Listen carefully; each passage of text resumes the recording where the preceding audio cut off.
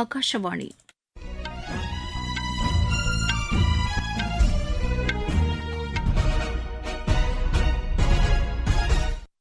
செய்திகள் வாசிப்பவர் வடிவழகி கபிலன். தலைப்புச் செய்திகள்: பீகார் மாநிலத்தில் உள்ள கோகுல் ஷலாஷே மற்றும் உதய்பூர் ஜிஎல் பகுதிகள் ராம்சர் நிலங்களாக தெரிவு செய்யப்பட்டுள்ளது பெருமைக்குரியது என்று பிரதமர் திரு நரேந்திர மோடி கூறியுள்ளார். பிரதமர் மக்களிடையே மனம் திறந்து பேசும் மன் கி பாத் நிகழ்ச்சி அகில இந்திய வானொலியில் இன்று காலை 11 மணிக்கு ஒலிபரப்பாகிறது. தமிழகத்தின் கரூர் மாவட்டத்தில் ஏற்பட்ட கூட்ட நெரிசலில் சிக்கி உயிரிழந்த 39 பேரின் குடும்பத்தினருக்கு குடியரசுத் தலைவர், குடியரசு துணைத் தலைவர், பிரதமர் உள்ளிட்ட தலைவர்கள் இரங்கல் தெரிவித்துள்ளனர். நீதி விரைவாக கிடைக்கவும், நீதிமன்றங்களின் சுமையை குறைக்கவும் சமரச நடைமுறைகளை வலுப்படுத்த வேண்டியதன் அவசியத்தை உச்சநீதிமன்ற தலைமை நீதிபதி திரு பி.ஆர். கவாய் வலியுறுத்தியுள்ளார். உலக பாரா தடகள சாம்பியன் போட்டியில் இந்தியா ஒரு தங்கம், ஒரு வெள்ளி, ஒரு வெண்கலப் பதக்கம் வென்றுள்ளது. இனி விரிவான செய்திகள். பீகார் மாநிலத்தில் உள்ள கோகுல் ஷலாஷே மற்றும் உதய்பூர் ஜிஎல் பகுதிகள் ராம்சர் நிலங்களாக தெரிவு செய்யப்பட்டுள்ளது நாட்டிற்கு பெருமை சேர்ப்பதாக உள்ளது என்று பிரதமர் திரு நரேந்திர மோடி தெரிவித்துள்ளார். இது தொடர்பாக அவர் வெளியிட்டுள்ள பதிவில், மத்திய சுற்றுச்சூழல் துறை அமைச்சர் திரு பூபேந்தர் யாதவ் வெளியிட்டுள்ள சமூக வலைதள பதிவை பகிர்ந்துள்ளார். நீடித்த வளர்ச்சிக்கு ஈர நிலங்கள் முக்கிய பங்கு வகிப்பதாகவும் அவர் கூறியுள்ளார். சுற்றுச்சூழல் பாதுகாப்பில் முன்னணி மாநிலமாக பீகார் உருவெடுத்து வருவதற்கு திரு நரேந்திர மோடி பாராட்டு தெரிவித்துள்ளார்.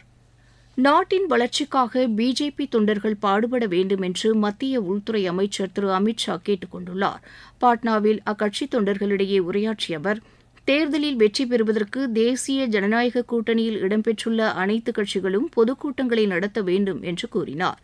பீகார் மாநில சட்டப்பேரவையில் அதிக வாக்கு வித்தியாசத்தில் வெற்றி பெறுவதுடன் கடந்த தேர்தலில் தோல்வியடைந்த தொகுதிகளில் வெற்றி பெறுவதற்கு தொண்டர்கள் பாடுபட வேண்டும் என்றும் திரு அமித் ஷா தெரிவித்தார். தீவிரவாதத்தின் அனைத்து வடிவங்களையும் எவ்வித நிபந்தனையும் இன்றி உலக நாடுகள் நிராகரிக்க வேண்டும் என்று வெளியுறவுத்துறை அமைச்சர் டாக்டர் ஜெய்சங்கர் கேட்டுக் கொண்டுள்ளார்.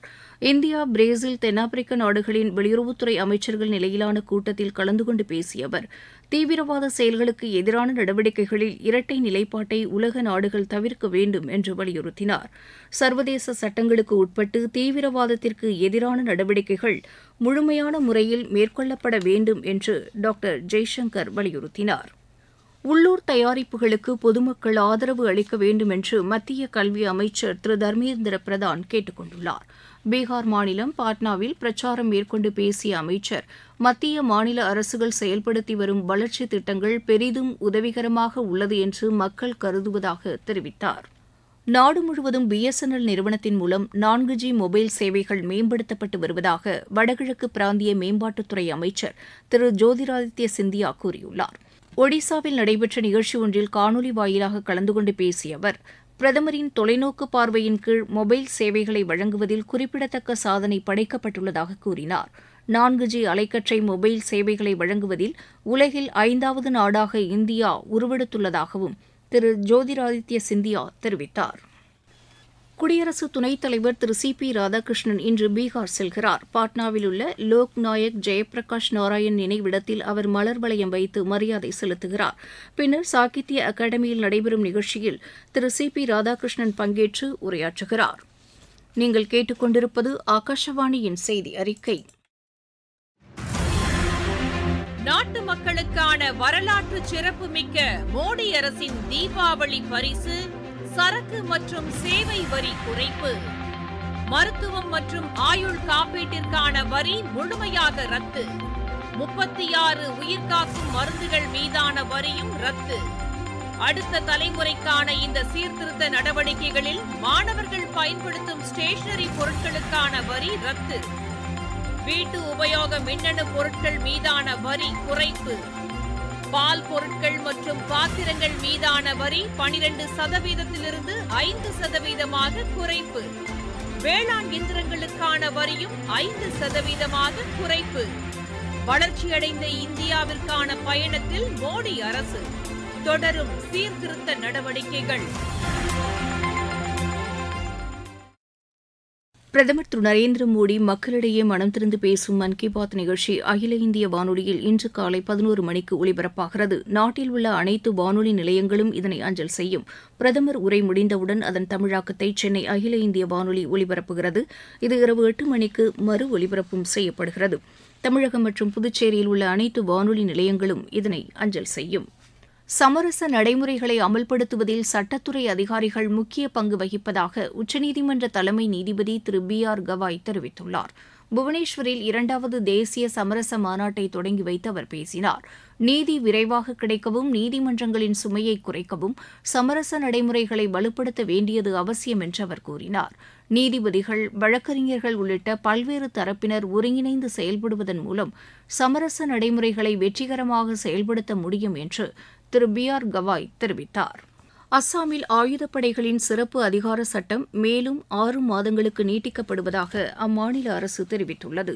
இது தொடர்பாக அம்மாநில அரசு வெளியிட்டுள்ள அறிக்கையில், டின்சுக்கியா, சரைடியோ, சிவசாகர் ஆகிய 3 மாவட்டங்களில் இந்த சட்டம் நடைமுறையில் இருக்கும் என்றும் இது அடுத்த மாதம் 1ஆம் தேதி முதல் அமலுக்கு வருவதாகவும் தெரிவிக்கப்பட்டுள்ளது.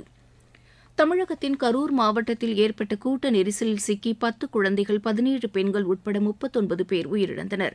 இதில் காயமடைந்த 50க்கும் மேற்பட்டோர் மருத்துவமனைகளில் சிகிச்சை பெற்று வருகின்றனர். கரூரில் தவேக தலைவர் திரு விஜய் நேற்று பிரச்சாரம் மேற்கொண்டபோது மின்தடை ஏற்பட்டதை அடுத்து அங்கு கூடியிருந்த மக்கள் பதற்றம் காரணமாக வெளியேற முற்பட்டபோது ஏற்பட்ட கூட்ட நெரிசலில் இந்த துயர சம்பவம் நேரிட்டதாக அங்கிருந்து வரும் தகவல்கள் தெரிவிக்கின்றன. உயிரிழந்தவர்களின் உடலுக்கு அஞ்சலி செலுத்திய முதலமைச்சர் திரு மு க ஸ்டாலின் மருத்துவமனைகளில் சிகிச்சை பெற்று வருபவர்களுக்கு நேரில் ஆறுதல் கூறினார். பின்னர் செய்தியாளர்களிடம் பேசிய திரு மு க ஸ்டாலின், தமிழக வரலாற்றில் இதுவரை நடைபெறாத துயர சம்பவம் இது என்று குறிப்பிட்டார்.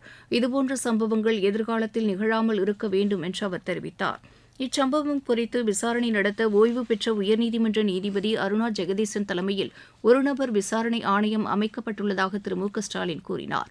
முன்னதாக மாநில அரசு வெளியிட்டுள்ள அறிக்கையில், இந்த சம்பவத்தில் உயிரிழந்தோரின் குடும்பத்தினருக்கு தலா 10 லட்சம் ரூபாயும், காயமடைந்தவர்களுக்கு தலா 1 லட்சம் ரூபாயும் முதலமைச்சரின் பொது நிவாரண நிதியிலிருந்து நிதியுதவி வழங்கப்படும் என்று அறிவிக்கப்பட்டுள்ளது.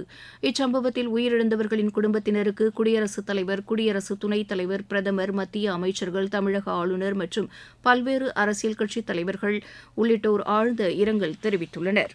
இதனிடையே இந்த துயர சம்பவம் குறித்து அறிக்கை அளிக்குமாறு தமிழக அரசை மத்திய அரசு கேட்டுக் கொண்டுள்ளது.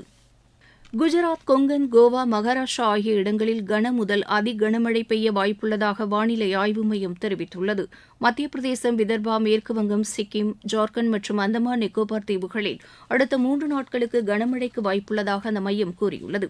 அருணாச்சல் பிரதேசம், அஸ்ஸாம், மேகாலயா, நாகாலாந்து, மணிப்பூர், மிசோரம், திரிபுரா, உத்தரப்பிரதேசம் மற்றும் ராஜஸ்தான் மாநிலங்களில் அடுத்த 4 நாட்களுக்கு இடிமின்னலுடன் கூடிய மழை பெய்ய வாய்ப்புள்ளதாக தெரிவிக்கப்பட்டுள்ளது.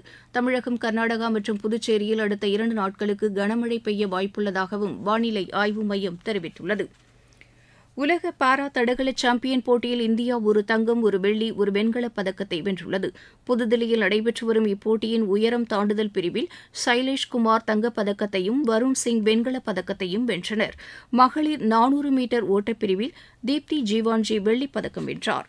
ஆசிய கோப்பை டுவெண்டி கிரிக்கெட் போட்டியின் இறுதி ஆட்டத்தில் இந்தியா இன்று பாகிஸ்தானை எதிர்கொள்கிறது. துபாயில் இப்போட்டி இரவு 8 மணிக்கு தொடங்குகிறது. 17 வயதுக்குட்பட்டோருக்கான தெற்காசிய கால்பந்து போட்டியில் இந்தியா பட்டம் வென்றது.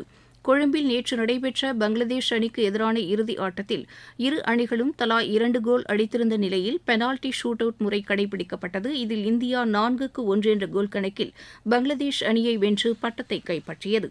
சீன சர்வதேச சேலஞ்சர் டென்னிஸ் போட்டியில் இந்தியாவின் அனிருத் சந்திரசேகர், அமெரிக்காவின் ரீஸ் டாலர் இணை பட்டம் வென்றது.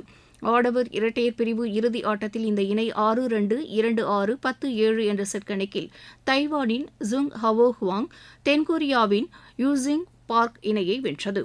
லடாக்கில் நடைபெற்ற மகளிர் ஐஸ் ஹாக்கி போட்டியில் இந்தியா தங்கப்பதக்கம் வென்றது. மீண்டும் தலைப்புச் செய்திகள்.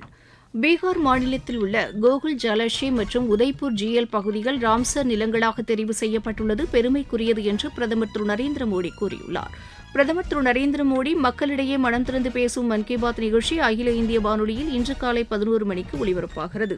தமிழகத்தின் கரூர் மாவட்டத்தில் ஏற்பட்ட கூட்ட நெரிசலில் சிக்கி உயிரிழந்த 39 பேரின் குடும்பத்தினருக்கு குடியரசுத் தலைவர், குடியரசு துணைத் தலைவர், பிரதமர் உள்ளிட்ட தலைவர்கள் இரங்கல் தெரிவித்துள்ளனர். நீதி விரைவாக கிடைக்கவும், நீதிமன்றங்களின் சுமையை குறைக்கவும் சமரச நடைமுறைகளை வலுப்படுத்த வேண்டியதன் அவசியத்தை உச்சநீதிமன்ற தலைமை நீதிபதி திரு B.R. கவாய் வலியுறுத்தியுள்ளார். உலக பாரா தடகள சாம்பியன் போட்டியில் இந்தியா ஒரு தங்கம், ஒரு வெள்ளி, ஒரு வெண்கலப் பதக்கத்தை வென்றுள்ளது. இத்துடன் இந்த செய்தி அறிக்கை நிறைவு பெற்றது.